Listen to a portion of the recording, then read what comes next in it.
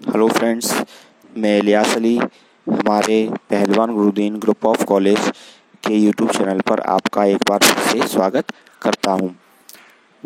यदि आपने अभी तक हमारा चैनल सब्सक्राइब नहीं किया है तो इसे सब्सक्राइब करिए, वीडियो को लाइक, शेयर और कमेंट ज़रूर करें और बेल आइकन को दबाना ना भूलें, जिससे कि अगली वीडियो के नोटिफिकेशन आप तक सबसे पहले पहुंच सकें।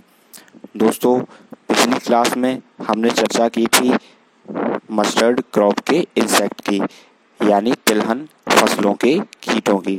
तो दोस्तों, उसी सीरीज़ में, उसी क्रम में आज हम चर्चा करेंगे मस्टर्ड सॉफ्लाई यानी सरसों की आरा मक्खी। ये हाइमेनोप्टेरा ऑर्डर की इसकी फैमिली टेंथ्रेडिनिडी होती है। ये सरसों में दूसरे नंबर का कीट है जो सबसे ज़्यादा हानि पहुंचाता है। इस कीट के जो पोषक पौधे हैं सरसों, मूली, गाजर, फूल गोभी, तोरी, तारमीरा तथा अन्य सरसों कुल के पौधे इस कीट के पोषक पौधे कहे जाते हैं। बात करते हैं इसके वितरण की यानी इसके डिस्ट्रीब्यूशन की, तो यह भारतवर्ष के अतिरिक्त इंडोनेशिया, फार्मोसा तथा वर्मा के अधिकता से फैलता है। भारत में सरसों, मूली पैदा करने वाले समस्त प्रदेशों में पाई जाती है। बात करते हैं इसकी क्षति की, महत्व की। तो इस कीट की सूड़ी यानी ग्रव स्टेज सबसे ज़्यादा हानि पहुंचाती है और जो एडल्ट होता है उसके द्वारा कोई भी हानि नहीं होती, केवल संतति बढ़ाने में सहायता करते हैं। इसके जो एडल्ट होते हैं उनका काम केवल जनरेशन बढ़ाना ही होता है। सूड़ी के काटने तथा चबाने वाले मुखांग होते हैं। यह पौधों की कोमल पत्तियों को खाती है तथा उसमें बहुत से छेद कर देती है। फलस्वरूप पत्तियां सूखने लगती हैं तथा पौधों की बढ़वार या वृद्धि रुक जाती है। यदि इसका आक्रमण पौधों की छोटी अवस्था में ही प्रारंभ हो जाता है तथा इसकी संख्या अधिक हो जाती है तो पूरी फसल हमारी नष्ट हो जाएगी एवं फसलों को फिर से बोना पड़ेगा। उत्तर प्रदेश में इसका प्रकोप अक्टूबर से लेकर मार्च के महीने तक रहता है।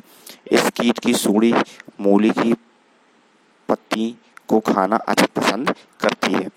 बात करते हैं इसकी लाइफ हिस्ट्री की, तो इसके जीवन चक्र में 4 अवस्थाएं एग, लार्वा, प्यूपा और एडल्ट यानी अंडा, सूंडी, कृमिकोश और प्रौढ़, ये 4 अवस्थाएं हमें देखने को मिलती हैं। बात करते हैं इसकी एग स्टेज की। अंडे मादा अपने ओविपोटिजर से पत्ती को चीरकर तंतुओं में रखती है। अंडे प्रारंभ में दूधिया रंग के होते हैं यानी मिल्की वाइट होते हैं, जो बाद में ब्लैक कलर के यानी काले रंग के हो जाते हैं। अंडे पत्तियों में कतारों में रखे जाते हैं तथा प्रत्येक अंडा लगभग 2 मिलीमीटर लंबा होता है। एक मादा अपने जीवन काल में 30 से 60 अंडे तक दे देती है। वातावरण की अनुकूल दशाएं प्राप्त होने पर 4 से लेकर 27 दिनों में ये पककर तैयार हो जाते हैं। इसके बाद बात करते हैं इसकी ग्रब की। अंडे से निकली हुई सूड़ी यानी ग्रब लगभग 2 मिलीमीटर लंबी हरी स्लेटी रंग की होती है, जिसका सिर काला होता है। यह कुछ बेलनाकार होती है। पूर्ण विकसित होने पर यह 15 से 20 मिलीमीटर लंबी तथा हरे काले रंग की हो जाती है। इसके वक्ष की यानी थोरैक्स में 3 जोड़ी टांगे 3 पेयर ऑफ लेग्स, उदर में 7 जोड़ी 7 पेयर ऑफ लेग्स होते हैं। ये 8वें खंड तक स्थित होती है। सुबह तथा शाम के समय क्रियाशील होती है तथा दोपहर के समय छिपी रहती है। सूड़ी 12 से लेकर 18 दिनों में पूर्ण विकसित होने के पश्चात कोशावस्था में बदलती है। बात करते हैं इसके कृमिकोश की यानी इसके लार्वा की। पूर्ण विकसित सूड़ी भूमि के अंदर 9 से 10 सेंटीमीटर गहराई पर रेशमी कोकून बनाकर कोशावस्था में बदलती है। कभी कभी यह जमीन पर गिरी हुई पत्तियों के बीच में कोशावस्था में पाई जाती है। इसका कोकून 7 से 11 मिलीमीटर लंबा तथा 4 से 6 मिलीमीटर चौड़ा होता है। कोशावस्था साधारणतः 10 से 12 दिनों की होती है। बात करते हैं इसके एडल्ट की। प्रौढ़ कीट नारंगी रंग के तथा पीला होता है, जिसके शरीर पर काली धारियां एवं 2 जोड़ी पंख होते हैं, जिन पर काली सुराएं होती हैं। प्रौढ़ कीट सुबह सूर्य निकलने के समय अधिक क्रियाशील रहते हैं। कुछ प्रयोगों द्वारा यह सिद्ध हुआ है कि इसकी जो मादा होती है वह पार्थेनोजेनेसिस क्रिया द्वारा ही अंडे देती है, लेकिन अंडों से केवल नर कीट ही निकलते हैं। मादा कीट केवल फर्टिलाइज्ड अंडों द्वारा ही निकलते हैं। इसका संपूर्ण जीवन चक्र 28 से 60 दिनों का होता है तथा 1 वर्ष में लगभग ये अपनी 5 पीढ़ियों को जन्म देते हैं। गर्मियों में प्रायः मई जून में यह कीट एस्टिवेशन यानी सुसुप्तावस्था में रहता है।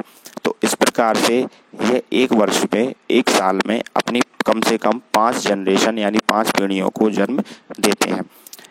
इसके बाद बात करते हैं इसके नियंत्रण की।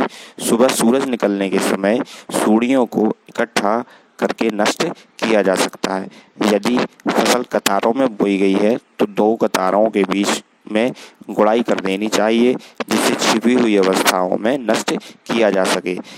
जिस समय कीट का अधिक प्रकोप हो उस समय हम कुछ दवाओं को भी छिड़क सकते हैं, जैसे कि मेलाथियान 5%, डस्ट 25 किलोग्राम की मात्रा, थायोडोन 2%, dust 30 kilogram, carbaryl 5%, dust 25 kilogram. इसके बाद दोस्तों सरसों एक और कीट है जो हमारी सरसों फसल पर सबसे ज़्यादा नुकसान पहुंचा सकता है, जिसका नाम है सरसों का चितकबरा कीट यानी पेंटेड बग ऑफ मस्टर्ड।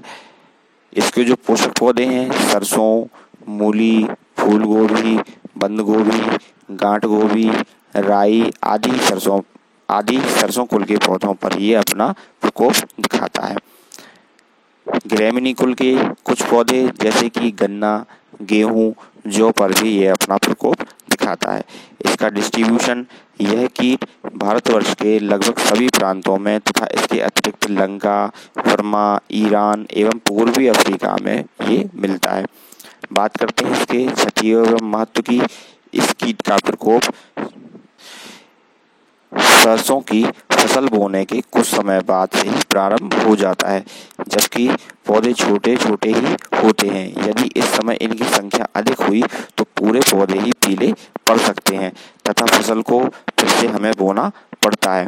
इस कीट के शिशु तथा प्रौढ़ दोनों ही हानि पहुंचाते हैं, क्योंकि दोनों के जो मुखांग होते हैं वह चुभाने और चूसने वाले होते हैं।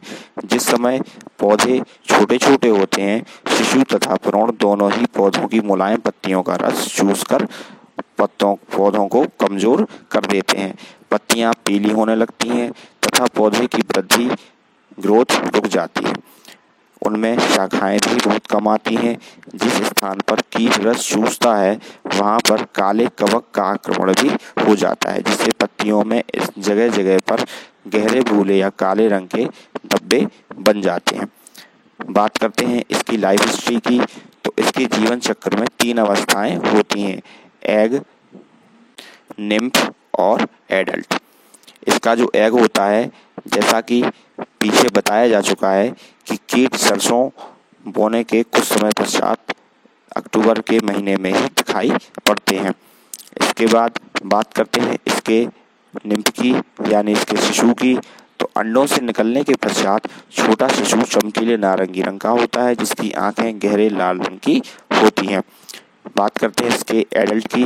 तो प्रौढ़ कीट यानी एडल्ट इंसेक्ट लगभग 5 मिलीमीटर लंबा गहरे काले रंग का होता है, जिस पर नारंगी और लाल रंग के धब्बे होते हैं। इनका सिर छोटा तिकोना, आंखें काली उभरी हुई होती है।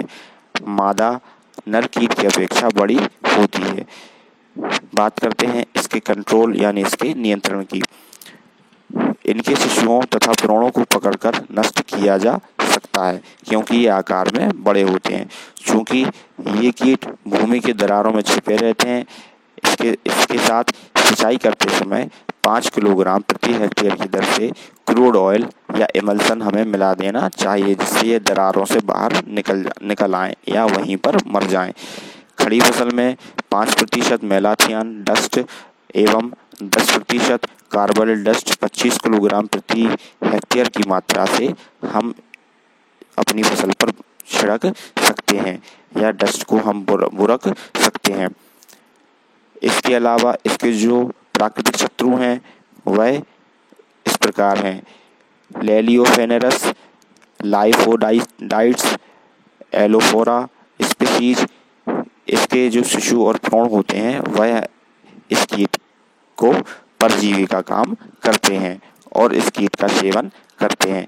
इस प्रकार से इसकी जो टोटल लाइफ साइकिल है वह 30 से 40 दिनों की होती है और यह 6 से 7 जनरेशन एक साल में यानी एक वर्ष में अपनी उत्पन्न करते हैं।